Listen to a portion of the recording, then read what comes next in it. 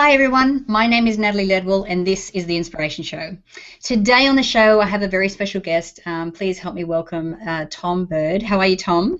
Great, Natalie. Thanks for having me today. It's a pleasure to have you here. And we're going to be talking about the work that you do, which is actually helping people write a book. But what makes you different and sets you apart from everybody else is that you help people to write a book or a bestseller through their connection with the universe or God or whatever they choose to call that entity. So why don't we start initially first with your story and how you got into doing this incredible work? Well, as so often happens with many situations, it was desperation that led me to my faith. I was a young man, wanted to be an author, tried everything orthodox to become the author I thought I already was. Nothing worked. Had a mini nervous breakdown one night. Asked God for some guidance. Got it 2 nights later. I woke up in the middle of the night from a dream. I could see exactly what I needed to do to become the author I needed to be. Put it into play. Sold my first book 5 weeks later to the third largest publisher in the world, and began my flight as a writer, not only as an author, but as an author mentor. And what I've really found through working with over 85,000 new authors is that people want to write because there's a book stuck inside them trying to get out. And that book is really a calling by spirit or God or whatever you want to refer to as he, she, or it, to commune directly once again with the Almighty so you can live the life that God meant for you to live. And that's really what I do. You know, we've been very successful helping people write books. In a weekend, by the way, we've had over 40 bestsellers in the last 2 years. I really think the most significant thing that comes out of our process is the fact that people reach, through the writing of their books, a direct communion with the Almighty through the writing of their books. And I think that's really the most valuable tool that we possess. Absolutely.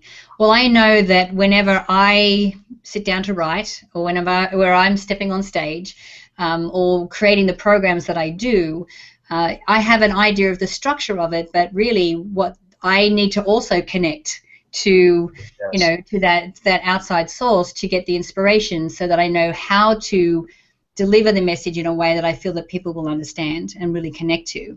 Right. And I had just heard you say before that you help people in a weekend to write a book. Like, does that mean they've written the whole book in a weekend, or they've got the start of it in a weekend? No, they write their entire books in a weekend. Actually, they write them usually in about 2.5 days, not even an entire weekend. We start our retreats on a Thursday night. We meet for 3 or 4 hours on a Thursday night, and then we meet all day Friday, all day Saturday, and half a day on Sunday. And by the time Saturday afternoon comes around, about 4 o'clock Saturday afternoon, normally 95% of our people are done writing their entire books by that period of time. And the obvious question is, how can you write a book in a weekend? Mm-hmm. Well, every great passage of writing was written from the same place, came from the same place, and connected to the same place. And it's a spiritual place. And that spirit comes through an author very quickly, rapidly. Our authors at our retreats average about 2,500 words per hour writing speed. The average length of an American adult book is 35,000 words in length. So they finish their books in 12 to 15 hours normally. Mm-hmm. And I help them get in that spiritual state, remain in that spiritual state, understand that spiritual state, and then ride that spiritual state through the writing of their books. That's what we do. So we actually write them in a week, and we don't start them, we finish them. That's our goal, is to finish them and get into revision before the weekend is over. Right. And so how do we form that connection? Well, we got to get out of our own ways, as people say. Yes. You have to get out of our own left brain ways. So we ostracize the left brain from the experience through relaxation. We stay relaxed the entire weekend, and through the entire weekend the book just transpires on its own. See, the problem is the left brain gets in the way.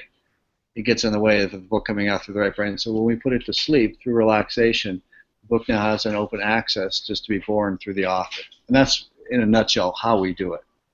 Right. Okay. And anyone can do this? Anybody that wants to. You have to be driven to write a book. If you sit down and want to write, that's not enough of an impetus to actually go through the process, because it is very cathartic. It is very adventurous. It can be very frightening, because you're really giving the control over of yourself to spirit. And even though that's what we probably are all meant to do, Mm-hmm. sometimes it's just frightening to do that from a left brain perspective. So anyone that wants to write a book can do this. And if anyone out there is having a difficult time writing a book, there's nothing wrong with you as the author. Nothing wrong with you. There's something wrong with the system that you're employing, because actually through the writing of a book you return to an innate state, an innate connection, where the book flows directly right out of you. Yeah, absolutely.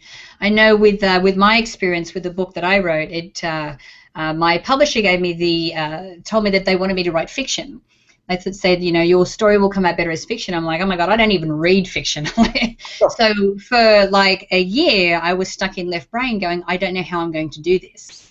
Like I can't see it, I can't figure it out. And then through a series of a couple of events, I found out about the hero's journey.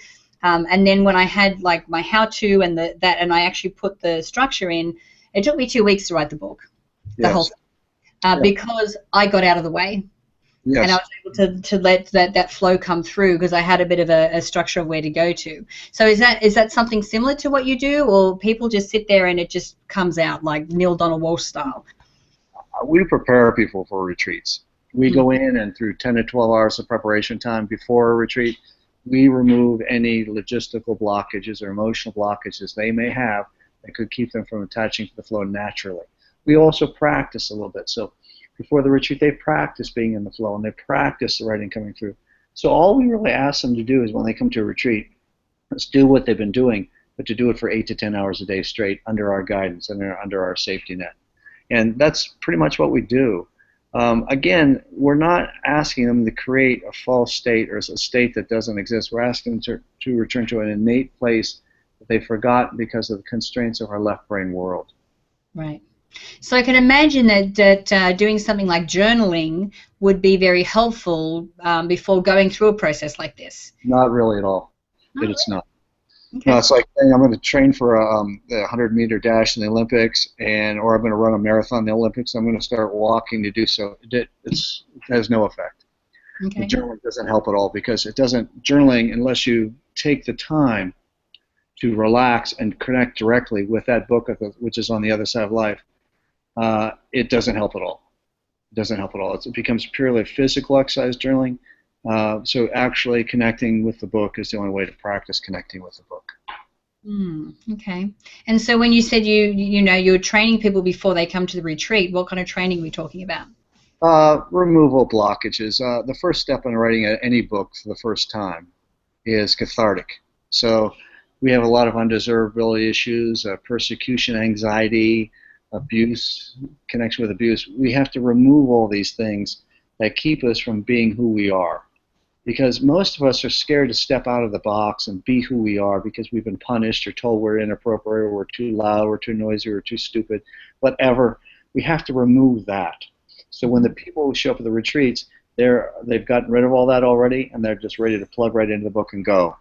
Right. And the whole mainframe we use for preparation is a book of mine called Right to Heal, which is the smallest book I've ever written. It's only 33 pages in length. It's about 2,000 words.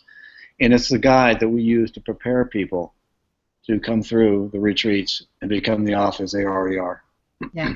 And, they don't necessarily need to publish what they write. I'm assuming that going through this whole process is very cathartic for them anyway. Yeah.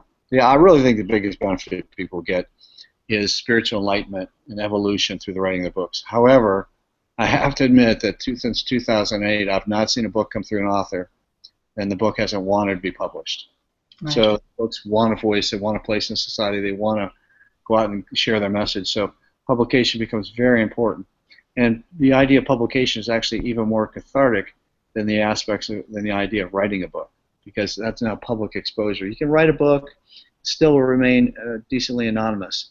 But when you take that book and share it with the world, that changes your world and changes everybody else's too. So it's a whole nother process, publishing.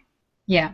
And I can imagine that part of the process you take them through is that, because we all have a story about past events in our life that kind of make up who we are.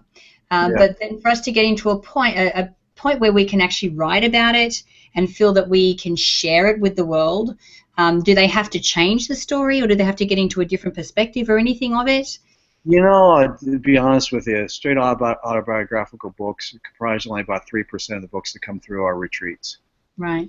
Normally the books are something that the author at some point in their life wanted to write and forgot that they wanted to write. The, the, the, the book comes through so fast and so powerfully because it is a spiritual entity that the author literally can't stop it.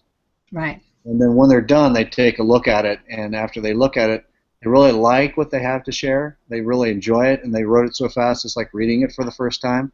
They revise it. So they really like it.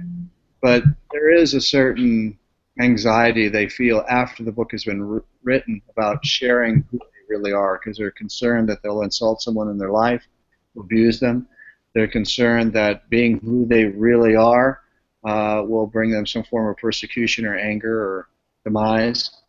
We deal with that on the publishing end, but the whole retreat is based on let's get the book out, and then we'll deal with phase 2 after that, but let's just get this book out. Okay. So can you share with us some of the stories that you've seen come through people that you know, I know that you've got some bestsellers that are out there that have really helped to change people's lives?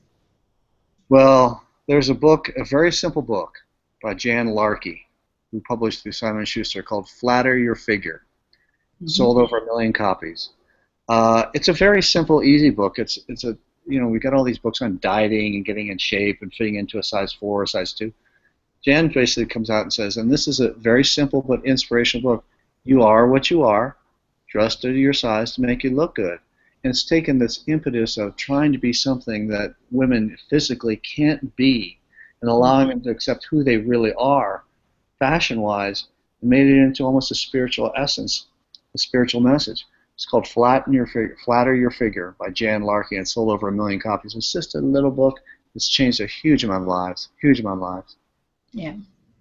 And I'm sure that there are books on all different types of subjects that come through, depending on someone's, you know, life experience. And is it normally related to their life experience, or is it just maybe like a divine message that comes through and it's like this is meant to be coming out in the world, and you're the one that's tapped into this from the higher consciousness, and then now you're the one that's going to be delivering it?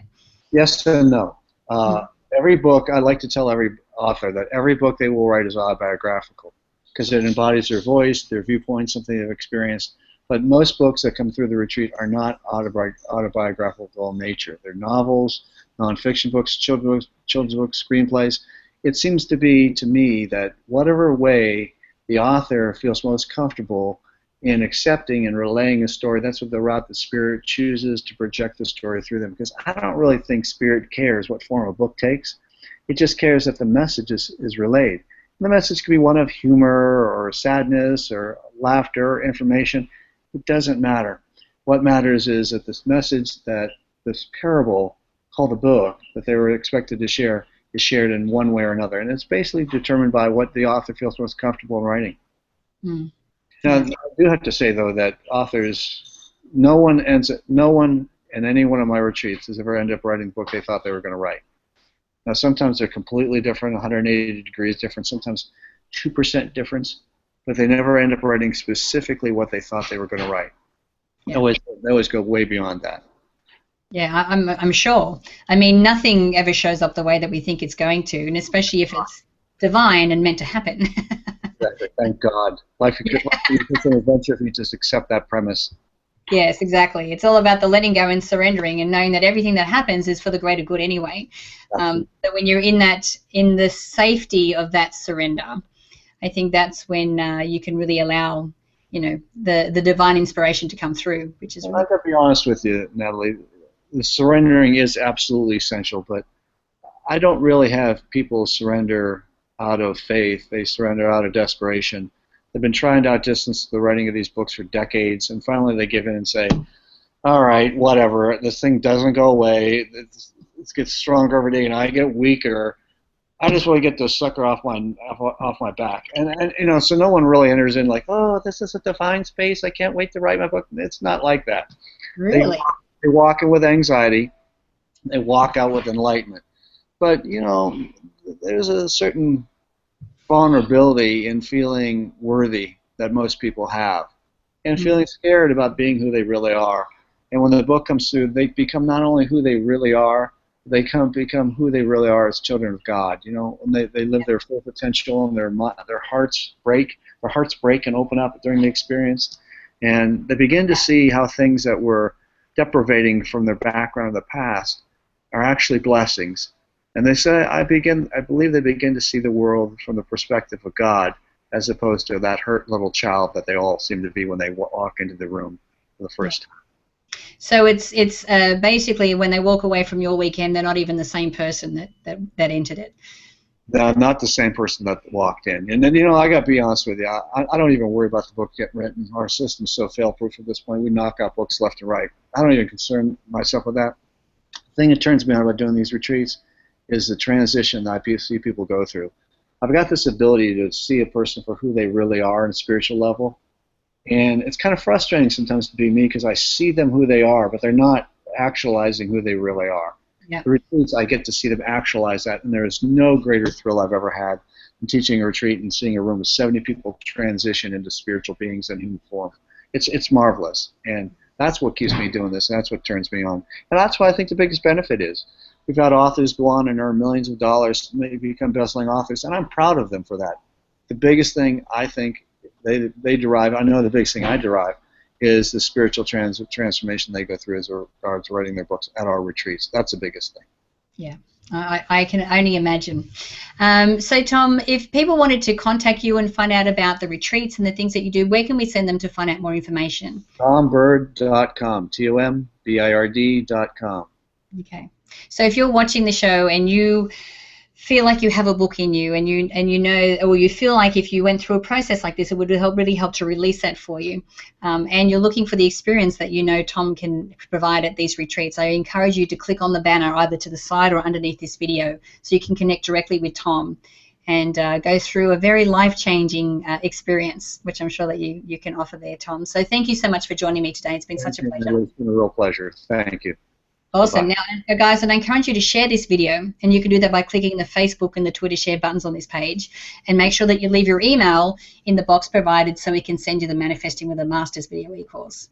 So until next time, remember to live large, choose courageously, and love without limits. We'll see you soon.